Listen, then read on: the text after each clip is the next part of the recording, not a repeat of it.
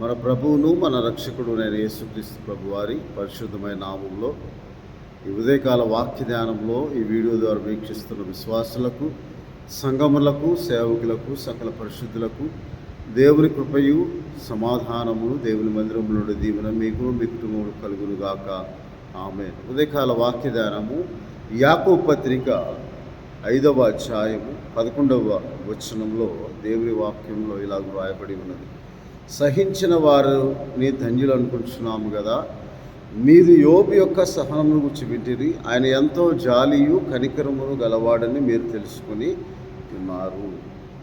కాబట్టి యోబు యొక్క వ్యక్తిత్వమును దైనందిన జీవితంలో దేవుడు యందు ఆయన కలిగి ఉన్న భయభక్తులను మనము జ్ఞాపకం చేసుకుంటే ఈ ఉదయకాల వాక్య ధ్యానంలో యోబు యొక్క సహనమును, యోబు యొక్క విశ్వాసమును, యోబు యొక్క నిరీక్షణను మనము ధ్యానం చేసుకోవాలని ఆశపడుతూ ఉన్నాను. యోబు గ్రంథంలో 1వ అధ్యాయము 1వ వచనములో, ఊజు దేశం ముందు యోబు అను ఒక మనుష్యుడు ఉండెను. అతడు యథార్థవర్తనుడు, న్యాయవంతుడునై దేవుని యందు భయభక్తులు కలిగి చెడుతనమును విసర్జించిన వాడు. అతడు ప్రతిదినము దేవునికి దహన బలి అర్పించేవాడుగా, తన పిల్లలను బట్టి, తన బిడ్డలను బట్టి ప్రతి ఒక్కరి గురించి దహన బలి అర్పిస్తూ, ప్రాముఖ్యంగా యథార్థవర్తనుడు, న్యాయవంతుడునై దేవుని యందు భయభక్తులు కలిగి చెడుతనంను విసర్జించిన వాడని దేవుని వాక్యంలో రాయబడి ఉన్నది. సామెతల గ్రంథంలో ఇలాగూ యెహోవా యందు భయభక్తులు కలిగి ఉండుట, చెడుతనమును విసర్జించుట అని రాయబడి ఉన్నది. కాబట్టి యెహోవా యందు భయభక్తులు కలిగి నా యోబు యొక్క జీవితాన్ని మనం ధ్యానం చేసుకుంటే అతడు యథార్థవర్తనుడు, యథార్థముగా ప్రవర్తించువాడు. సామెతల గ్రంథం 14వ అధ్యాయం 2వ వచనంలో యథార్థముగా ప్రవర్తించేవాడు యెహోవా యందు భయభక్తులు కలిగిన వాడు అని దేవుని వాక్యంలో రాయబడి ఉన్నది. కాబట్టి యెహోవా యందు భయభక్తులు కలిగి ఉండి చెడుతనమును విసర్జించిన వాడుగా ఉన్నాడు. అంటే దేవుని యందు యథార్థ హృదయంతో, ఆత్మలో కపటం లేనివాడుగా, దేవుని ప్రతినిత్యము ఆరాధించేవాడుగా, దేవుని ప్రతినిత్యము స్తుతించేవాడుగా, దేవుని మార్గంలో నడుచువాడుగా ఉన్నాడని దేవుని వాక్యంలో రాయబడి ఉంది. కాబట్టి యెహోవా యందు భయభక్తులు కలిగిన వాడు, అందుకే ఆయన యథార్థవంతులకు తోడుగా ఉంటాడంట దేవుడు.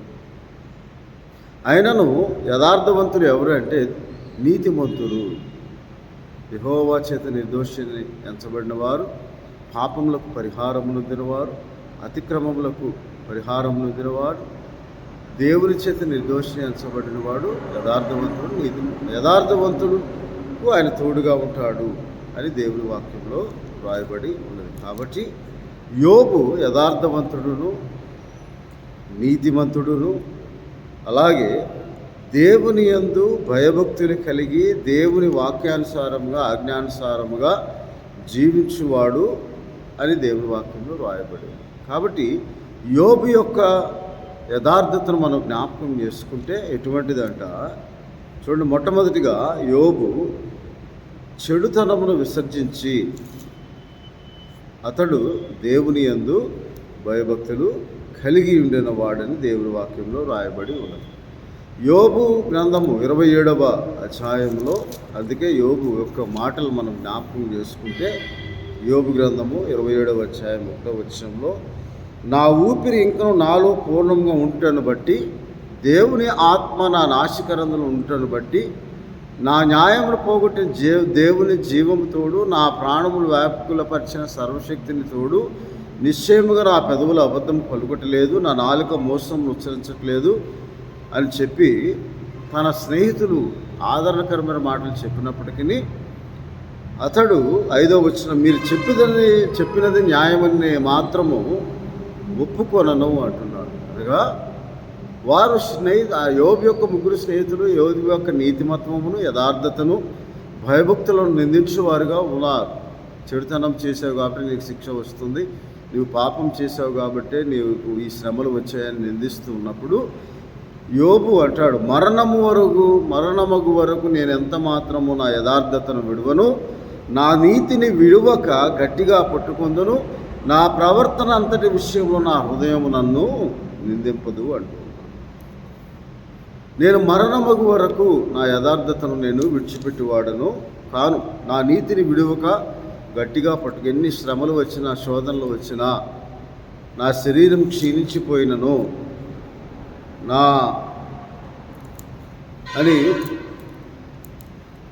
దేవుని వాక్యంలో యోబు గ్రంథంలో ఇలాగూ 19వ అధ్యాయము 25వ వచనంలో, అయితే నా విమోచకుడు సజీవుడని తర్వాత ఆయన భూమి మీద నిలిచి ఎరుగుదును, ఇలాగూ నా చర్మము చీకిపోయిన తరువాత శరీరముతో నేను దేవుని చూచెదను, నా మట్టుకు నేనే చూచెదను, మరి ఎవరును కాదు, నేనే కన్నులారా ఆయన చూచెదను, నాలో నా అంతరింద్రియం కృషించి ఉన్నది అని దేవుని వాక్యము రాయబడింది.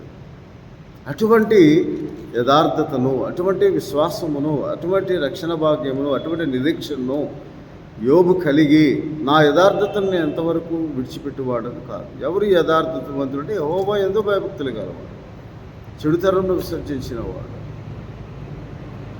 దేవుని యందు ప్రతినిత్యం భయభక్తులు కలిగి దేవునికి ఆరాధించేవాడు. అందుకే కీర్తన గ్రంథం 18వ అధ్యాయం 21వ వచనం ఇలాగ దేవుని వాక్యం, భక్తిహీనుడినై నా దేవుని విడిచివాడను కాను. ఎన్ని శ్రమలు వచ్చినా, ఎన్ని శోధనలు వచ్చినా, ఎన్ని కష్టంలో వచ్చినా, నా దేవుడు నా హృదయం ఎరుగు దేవుడు, హృదయాంతరింద్రియములను పరిశోధించు నీతి గల దేవుడు, నేను నా దేవుని దృష్టికి యథార్థవంతుడినై ఉన్నానని కీర్తన గ్రంథంలో మనము కొన్ని వాక్యాలు ధ్యానిస్తే యోబు యొక్క జీవితమును గురించి కొన్ని మాటలు, నా యథార్థతను నేను విడిచిపెట్టను అన్నదానికి భావములు అక్కడ దావీదు భక్తుడు ప్రార్థన ద్వారా తెలియజేస్తూ ఉన్నాడు. వాటిని మనం అన్వయించుకుంటే, సరిపోల్చి చూసుకుంటే, యోబు వ్యక్తిత్వమును బట్టి, యథార్థతను బట్టి, నీతిమత్వమును బట్టి కూడా మనం నా దేవుని భక్తిహీనుండై నా దేవుని విడిచివాడను కాను అంటూ ఉన్నాడు. ఏ శ్రమలు వచ్చినా, శోధనలు వచ్చినా, కష్టంలో వచ్చినా భక్తిహీనుండై నేను దేవుని విడిచిపెట్టను, నా శరీరం క్షీణించిపోయినా నేను నా దేవుని విడిచిపెట్టను అంటూ ఉన్నాడు.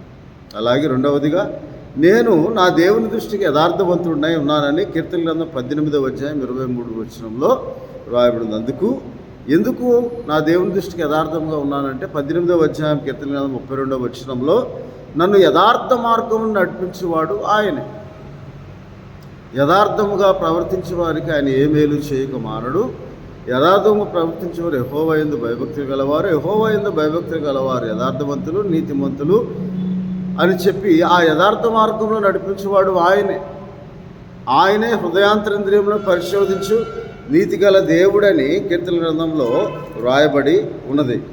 7వ అధ్యాయము 9వ వచనం, హృదయములను అంతరింద్రియములను పరిశీలించు నీతిగల దేవ. 10వ వచనము 2వ భాగంలో, యథార్థవంతులను రక్షించు దేవుడే నా కేడమును మోయివాడై ఉన్నాడు. కాబట్టి నేను నా దేవుని దృష్టికి యథార్థవంతుడిగా ఉన్నాను, ఎందుకనగా ఆయనే నన్ను నడిపించేవాడు, యథార్థ మార్గంలో నడిపించేవాడు. ఎందుకనగా యెహోవా, కీర్తన గ్రంథం 25వ అధ్యాయం 8వ వచనంలో, యెహోవా ఉత్తముడును యథార్థవంతుడై ఉన్నాడు, కావున తన మార్గమును గురించి ఆయన పాపులకు తెలియజేయడు. అనగా ఈ లోకంలో మానవులందరూ పాపులే, వారు తన యథార్థతను గుర్తించి, తన యథార్థతను గమనించి ఆ యథార్థమైన మార్గం నడిపించేవాడు ఆయనే, ఆ మార్గంను గురించి బోధించేవాడు ఆయన. ఎందుకంటే ఆయన యథార్థవంతుడు, దేవుడు యథార్థవంతుడు అని కీర్తన గ్రంథం 25వ అధ్యాయం 8వ వచనంలో, అలాగే కీర్తన గ్రంథం 18వ అధ్యాయం 30వ వచనంలో, యెహోవా యథార్థవంతుడు, తన భక్తులను ఆయన ఏర్పాటు చేసుకున్న వారిని యథార్థ మార్గంలో నడిపించేవాడు ఆయనే అని దేవుని వాక్యంలో సెలవిస్తాం. అలాగే యోబు కూడా తన యథార్థతను విడిచిపెట్టక, ప్రతి విషయంలో దేవుని ఆశ్రయిస్తూ, తన నీతిమత్వమును నీతిని విడువక గట్టిగా పట్టుకొని, అందుకే నీతిమంతులు ఎవరు? దేవునిచ్చే నిర్దోషిని ఎంచబడిన వారు, తమ పాపములు ఒప్పుకొని నీతిమంతులుగా తీర్చబడిన వారు. అందుకే యోబు అంటాడు, ఆదాము దాచుకున్నట్లు నా దోషం నేను కప్పుకొనక, కీర్తన గ్రంథం 32వ అధ్యాయము 5వ వచనం, నా దోషములను నేను కప్పుకొనక నీ ఎదుట నా పాపమును ఒప్పుకొందని అనుకుంటుని అని భక్తుని దావీదు ప్రార్థించినట్టు, నీతిమత్వం పొందినట్లు ప్రతిదినం మన పాపను ఒప్పుకుంటూ దేవుని నామమును ఆశ్రయించి దేవుని యందు భయభక్తులు కలిగిన వారు. అందుకే కీర్తన గ్రంథం 19వ అధ్యాయములో ఇలాగూ 12వ వచనం, తన పొరపాట్లు కనుగొనగల వాడేవాడు, నేను రహస్యముగా చేసిన తప్పులు నన్ను క్షమించి నిర్దోషునిగా తీర్చేవాడు, యెహోవా చేత నిర్దోషిని ఎంచబడిన వాడు. ఎప్పుడు మనము ఆయన ఎదుట కప్పుకొనక మన పాపము ఒప్పుకున్నప్పుడు, అలాగే దురాభిమాన పాపము పడకుండా నీ సేవకుని ఆపు, వాటిని నన్ను ఏలనీయకుము, చెడుతనం విసర్జించుట. అలాగే అప్పుడు ఎప్పుడైతే దేవుడు అలాగూ అడ్డుకట్ట వేసి దేవుని ఆశ్రయించినప్పుడు ఆయన తన మార్గమును, యథార్థ మార్గమును మనకు బోధిస్తాడో, అప్పుడు నేను యథార్థవంతుడునే, అధిక ద్రోహం చేయకుండా నిందారహితుడు నగును. యెహోవా నా ఆశ్రయదుర్గమా, నా విమోచకుడు, నా నోటి మాటలు నా హృదయ ధ్యానం మీ దృష్టికి అంగీకారంగా ఉండుగాక అని మనం ప్రార్థించినప్పుడు,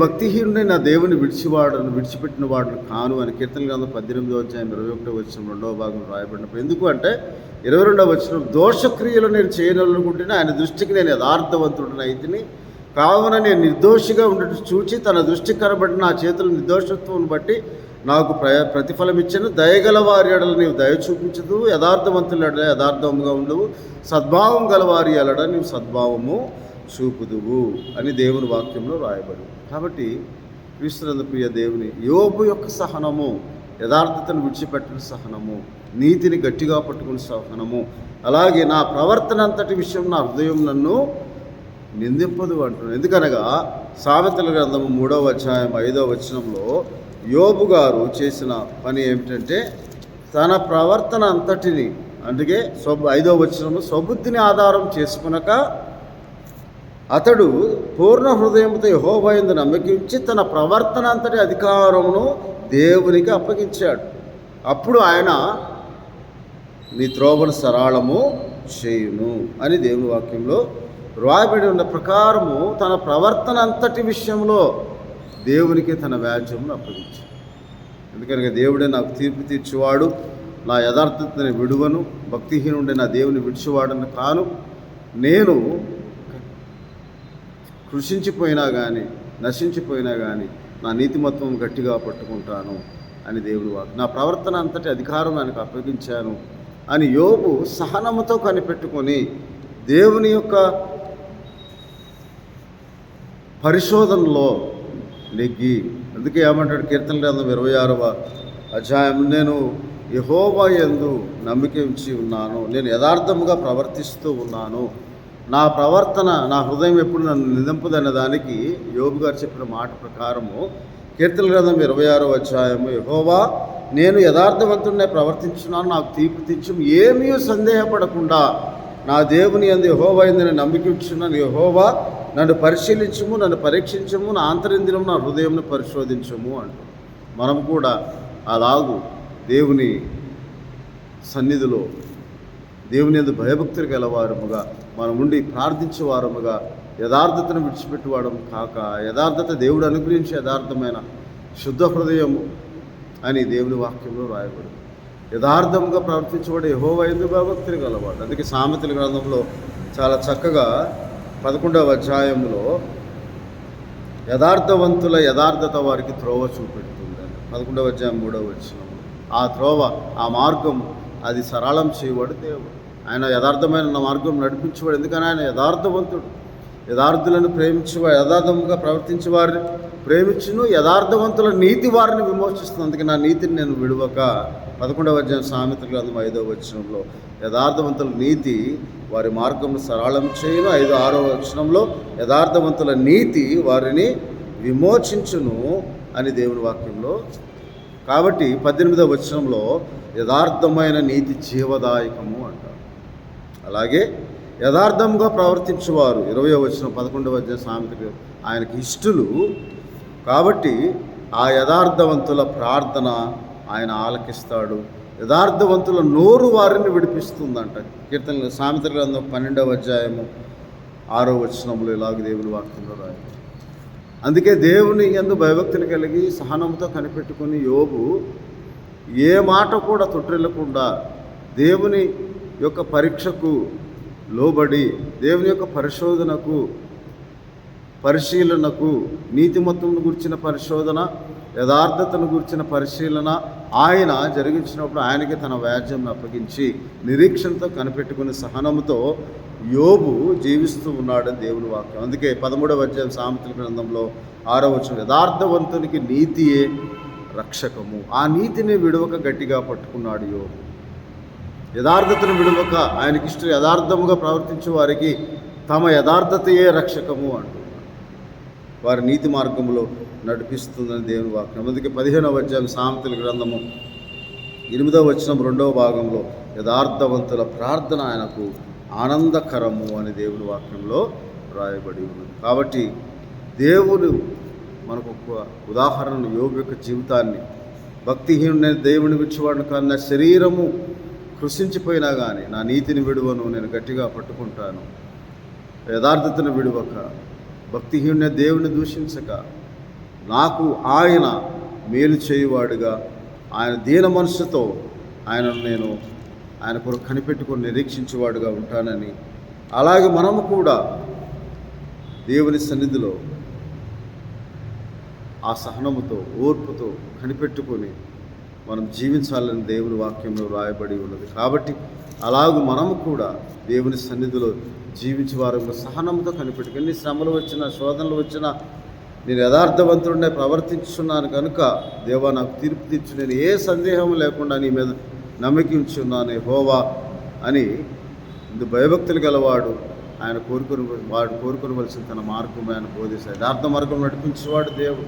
ఆ యథార్థతను విడవక ఒకసారి నీ యథార్థవంతుడిగా, నిర్దోషిగా తీర్చబడిన తర్వాత ఆ యథార్థత నిన్ను కాపాడుతుంది. యథార్థవంతులకు వారి యథార్థతే నీతిమతమే రక్షకము అని ఆ నీతిని విడవక, అది దేవుని నామమును బట్టి మనము మన పాపం ఒప్పుకున్నప్పుడు ఆయన మనల్ని నీతిమంతులుగా తీర్చిద్ది. యెహోవా చేతని తమ అతిక్రమ పరిహారం పొందినవాడు, యెహోవా చేత నిర్దోషిని అంచబడిన వారు, ఆత్మలో కపటం లేని వారు.